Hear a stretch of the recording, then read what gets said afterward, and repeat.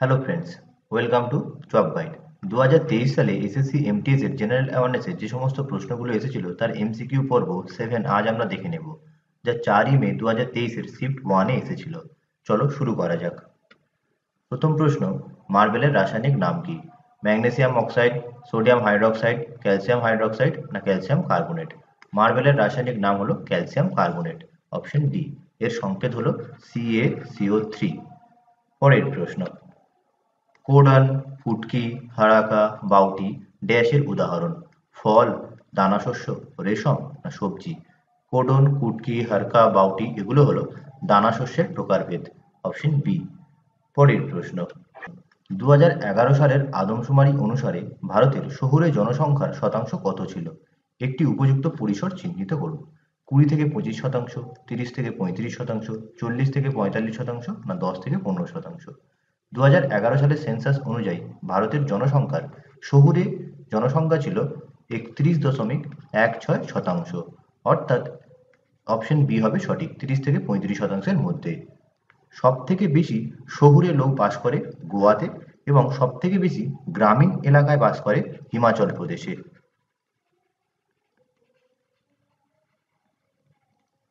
পরের প্রশ্ন, 2023 সালের খেলো ইন্ডিয়া ইউথ গেমসের পঞ্চম সংস্করণ কোথায় অনুষ্ঠিত হবে?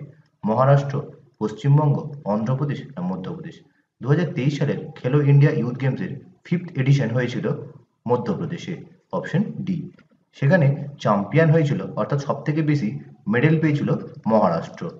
2024 সালে খেলো ইন্ডিয়া ইউথ গেমসের 6th এডিশন হয়েছে তামিলনাড়ুতে। সেখানেও সবথেকে বেশি পদক পেয়েছে মহারাষ্ট্র। মহারাষ্ট্র মোট 158টি পদক জেতে, যার মধ্যে সোনা ছিল 57টি, সিলভার ছিল 48টি এবং ব্রোঞ্জ ছিল 53টি। পরের প্রশ্ন, বাবর মাহমুদ লোদি এবং সুলতান নুসরত শাহকে 1529 সালে কোন যুদ্ধে পরাজিত করে ভারতে মুঘল শাসন প্রতিষ্ঠা করেন? চৌসা, খানবা, ঘাগড়া না কনৌজ? বাবর মাহমুদ লোদি এবং সুলতান নুসরত শাহকে 1529 সালে ঘাগড়ার যুদ্ধে পরাজিত করেছিল। Option C. বাবর ভারতবর্ষে প্রথম যুদ্ধ লড়ে পানিপথের প্রথম যুদ্ধে, যা হয়েছিল 1526 খ্রিস্টাব্দে বাবর এবং লোদি সাম্রাজ্যের শেষ রাজা ইব্রাহিম লোদির মধ্যে। সেখানে বাবর জয়ী হয়েছিল। এরপরে ব্যাটেল অফ খানবা অর্থাৎ খানবার যুদ্ধ হয়েছিল 1527 সালে বাবর এবং রানা সাঙ্গার মধ্যে। সেখানেও বাবর জয়ী হয়েছিল। এরপরে বাবর ব্যাটেল অফ চান্দেরি অর্থাৎ চান্দেরির যুদ্ধ লড়েছিল 1528 খ্রিস্টাব্দে মেদিনী রায়ের বিরুদ্ধে। সেখানেও বাবর জয়ী হয়েছিল। এরপরে ব্যাটেল অফ ঘাগড়া অর্থাৎ ঘাগড়ার যুদ্ধ হয়েছিল 1529 সালে বাবর এবং বাংলার সুলতান নুসরত শাহ এবং মাহমুদ লোদির মধ্যে। সেখানেও বাবর জয়ী হয়েছিল। পরের প্রশ্ন, কোন আরবিআই টুলগুলি খোলা বাজারে সরকার কর্তৃক জারি করা বন্ড ক্রয় এবং বিক্রয়কে বোঝায়? তারল্য সমন্বয় সুবিধা বা লিকুইডিটি অ্যাডজাস্টমেন্ট ফেসিলিটি, নৈতিক প্রশ্রয় বা মোরাল সুয়েশন, প্রান্তিক স্থায়ী সুবিধা বা মার্জিনাল স্ট্যান্ডিং ফেসিলিটি না ওপেন মার্কেট অপারেশন? সরকার কর্তৃক জারি করা বন্ড ক্রয় বিক্রয়কে বলা হয় ওপেন মার্কেট অপারেশন বা ওএমও। Option D. পরের প্রশ্ন, নিম্নলিখিতদের মধ্যে কে ঠুমরি রানী হিসেবে পরিচিত ছিলেন? সিদ্ধেশ্বরী দেবী, গিরিজা দেবী, গাঙ্গুবাই হাঙ্গাল, বেগম পারভিন সুলতানা? ঠুমরি রানী হিসেবে পরিচিত ছিলেন গিরিজা দেবী। Option B. তিনি কত্থক নৃত্যের সঙ্গে যুক্ত ছিলেন। তিনি অনেকগুলি পুরস্কার পেয়েছিলেন। পদ্মশ্রী পেয়েছিলেন 1972 সালে, পদ্মভূষণ 1989-তে, পদ্মবিভূষণ 2016-তে, সঙ্গীত নাটক একাডেমি পুরস্কার 1977 সালে এবং সঙ্গীত নাটক একাডেমি ফেলোশিপ পেয়েছিলেন 2010 সালে। পরের প্রশ্ন, কোন যুদ্ধের পরে অশোক যুদ্ধনীতি পরিত্যাগ করেছিলেন? কলিঙ্গ যুদ্ধ, হাইডাসপেসের যুদ্ধ, তরাইনের যুদ্ধ না মগধ অঙ্গের যুদ্ধে? অশোক যুদ্ধনীতি পরিত্যাগ করেছিলেন কলিঙ্গ যুদ্ধের পরে। Option A. কলিঙ্গ যুদ্ধ হয়েছিল 261 খ্রিস্টপূর্বাব্দে মৌর্য সাম্রাজ্য এবং কলিঙ্গের রাজা অনন্ত পদ্মনাভের মধ্যে। সেখানে অশোক জয়ী হয়েছিল, কিন্তু যুদ্ধে কয়েক লক্ষ মানুষ মারা গেছিলেন। এরপরে তিনি যুদ্ধনীতি ত্যাগ করেন। পরের প্রশ্ন, নিম্নলিখিত গ্রহগুলির মধ্যে কোনটি পৃথিবীর যমজ বা টুইনস অফ আর্থ নামে পরিচিত? নেপচুন, শুক্র, শনি না বৃহস্পতি? পৃথিবীর যমজ নামে পরিচিত শুক্র গ্রহ? Option B. পরের প্রশ্ন, নিম্নলিখিত রাসায়নিকগুলির মধ্যে কোনটি জীবাণুনাশক হিসেবে জলকে বিশুদ্ধ করতে ব্যবহৃত হয়? ক্লোরিন, ইথানল, ফসফরাস না টেফলন? জীবাণুনাশক হিসেবে জলকে বিশুদ্ধ করতে ব্যবহৃত হয় ক্লোরিন। Option A. পরের প্রশ্ন, স্বামী বিবেকানন্দের আধ্যাত্মিক গুরু কে ছিলেন? নরেন্দ্র দত্ত, গোপালকৃষ্ণ গোখলে, আচার্য নরেন্দ্র দেব, রামকৃষ্ণ পরমহংস? স্বামী বিবেকানন্দের আধ্যাত্মিক গুরু ছিলেন রামকৃষ্ণ পরমহংসদেব। Option D. পরের প্রশ্ন, নিচের মধ্যে কি সুলতান অফ জোহর কাপ 2022 জিতেছে? নিউজিল্যান্ড, ইংল্যান্ড, অস্ট্রেলিয়া না ভারত? সুলতান অফ জোহর কাপ এটি হলো মালয়েশিয়ার একটি হকি টুর্নামেন্ট। 2022 সালে সুলতান অফ জোহর কাপ জিতেছিল ভারত, তারা ফাইনালে অস্ট্রেলিয়াকে হারিয়েছিল। 2023 সালে সুলতান অফ জোহর কাপ জেতে জার্মানি, ফাইনালে তারা অস্ট্রেলিয়াকে হারায়। পরের প্রশ্ন, আগ্রা দুর্গ 16 শতকে কার দ্বারা নির্মিত জনপ্রিয় মুঘল স্মৃতিস্তম্ভগুলোর মধ্যে একটি? শাহজাহান, আকবর, হুমায়ুন না বাবর? 16 শতকে আগ্রা দুর্গ নির্মাণ করেছিলেন আকবর। Option B. তিনি আগ্রা দুর্গ নির্মাণ করেছিলেন 1565 খ্রিস্টাব্দে। নিম্নলিখিত নৃত্যের মধ্যে কোনটি মূলত তামিলনাড়ুর মন্দিরে পরিবেশিত হয়েছিল দেবদাসীদের দ্বারা, তাই এটি দাসিয়াত্তাম নামেও পরিচিত? কুচিপুড়ি, ভারতনাট্যম, ওড়িশি না মণিপুরি? দাসিয়াত্তাম নামে পরিচিত তামিলনাড়ুর বিখ্যাত নৃত্য হল ভারতনাট্যম।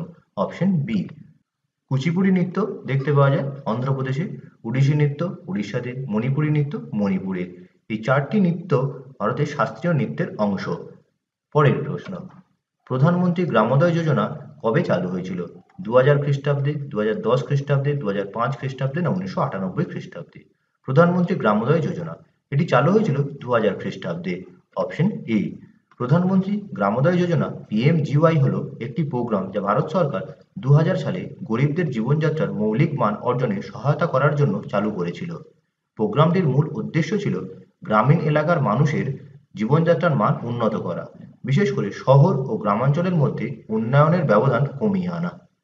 পরের প্রশ্ন, ক্যাবিনেট মিশনের সুপারিশের ভিত্তিতে গণপরিষদ গঠিত হয়েছিল যা ভারত সফর করেছিল ড্যাশ সালে? 1962, 1959, 1952 না 1946? ক্যাবিনেট মিশনের সুপারিশের ভিত্তিতে গণপরিষদ বা কনস্টিটিউয়েন্ট অ্যাসেম্বলি গঠিত হয়েছিল। ক্যাবিনেট মিশন ভারতে এসেছিল 1946 খ্রিস্টাব্দে। Option D. ক্যাবিনেট মিশনটি 24শে মার্চ 1946-এ ভারতে এসে পৌঁছায়। ব্রিটিশ সরকারের কাছ থেকে ভারতীয় রাজনৈতিক নেতৃত্বের কাছে ক্ষমতা হস্তান্তরের বিষয়ে আলোচনা করার জন্য তৎকালীন প্রধানমন্ত্রী ক্লেমেন্ট এটলি মিশনটি প্রেরণ করেছিলেন। মিশনের লক্ষ্য ছিল ভারতের ঐক্য রক্ষা এবং এর স্বাধীনতা প্রদান করা। এই ক্যাবিনেট মিশনে 3 জন ব্যক্তি ছিলেন, sir Stafford Cripps, Pethick Lawrence এবং এভি আলেকজান্ডার। মিশনটি তাদের পরিকল্পনা প্রকাশ করেছিল 16 মে 1946-এ। পরের প্রশ্ন, কেন্দ্রীয় অর্থমন্ত্রী নির্মলা সীতারামন 2022 সালে ঘোষণা করেছিলেন যে তিনি ড্যাশ একটি প্ল্যাটফর্ম চালু করবেন যা দক্ষিণ এশিয়ান স্টাডিজের জন্য একটি অনলাইন শিক্ষার প্ল্যাটফর্ম। ভারত বিদ্যা, হর ঘর বিদ্যা, বিদ্যা, বিদ্যা মেরা অধিকার।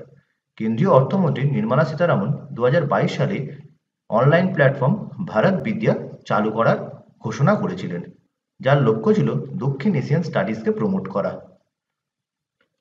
পরের প্রশ্ন, নিম্নলিখিত আইনগুলির মধ্যে কোনটি ডায়ারকে প্রবর্তন করেছে? চ্যাটার অ্যাক্ট 1813, ভারত সরকার আইন 1858, মন্টেগু চেমসফোর্ড সংস্কার, ভারত সরকার আইন 1919, ইন্ডিয়া কাউন্সিলস অ্যাক্ট 1861?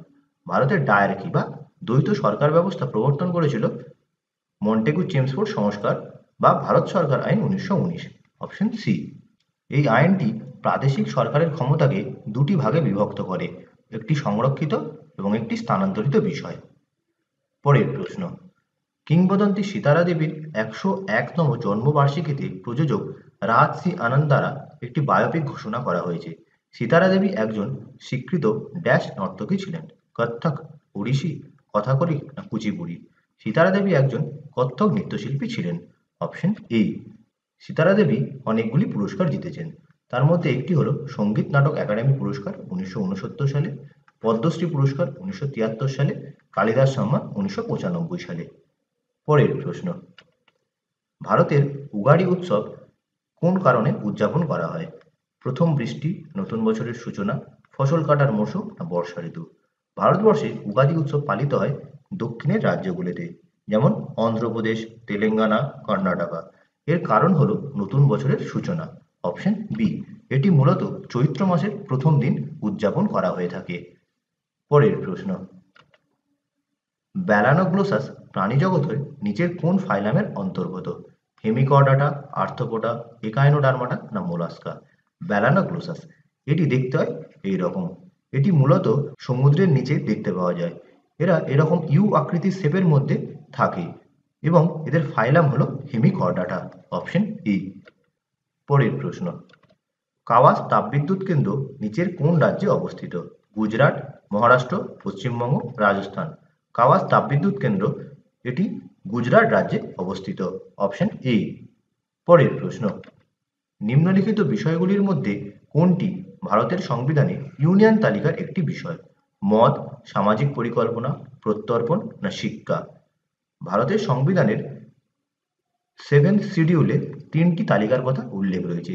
একটি হলো ইউনিয়ন তালিকা বা কেন্দ্রীয় তালিকা, একটি হলো স্টেট লিস্ট বা রাজ্য তালিকা, একটি হলো কনকারেন্ট লিস্ট বা যৌথ তালিকা। এই চারটির মধ্যে ইউনিয়ন তালিকা বা কেন্দ্রীয় তালিকায় আসে প্রত্যর্পণ। Option C. প্রত্যর্পণ বা এক্সট্রাডিকশন। অন্য কোনো দেশের নাগরিক সেই দেশে অপরাধ করে আমাদের দেশে আশ্রয় নিলে বা আমাদের দেশের কোনো নাগরিক অপরাধ করে অন্য দেশে আশ্রয় নিলে তাদেরকে সেই সরকারের কাছে ফিরিয়ে দেওয়ার নামই হলো প্রত্যর্পণ বা এক্সট্রাডিকশন। এটি আসে কেন্দ্রীয় তালিকা বা ইউনিয়ন তালিকার মধ্যে। পরের প্রশ্ন, উপন্যাস দ্য প্যালেস অফ ইলিউশনস কে লিখেছেন? কিরণ দেশাই, আমির ত্রিপাঠী, ইন্দু সুন্দরাসন না Chitra Banerjee Divakaruni? The Palace of Illusions এই বইটি লিখেছেন চিত্রা ব্যানার্জি দিবাকরুণী। Option D. তাহলে আজ এই পর্যন্তই। দেখা হবে পরের ভিডিওতে। ভিডিওটি কেমন লাগলো অবশ্যই জানিও। ভালো লাগলে লাইক করো, কমেন্ট করো, শেয়ার করো এবং পরবর্তী আপডেটের জন্য চ্যানেলটিকে সাবস্ক্রাইব করতে ভুলো না।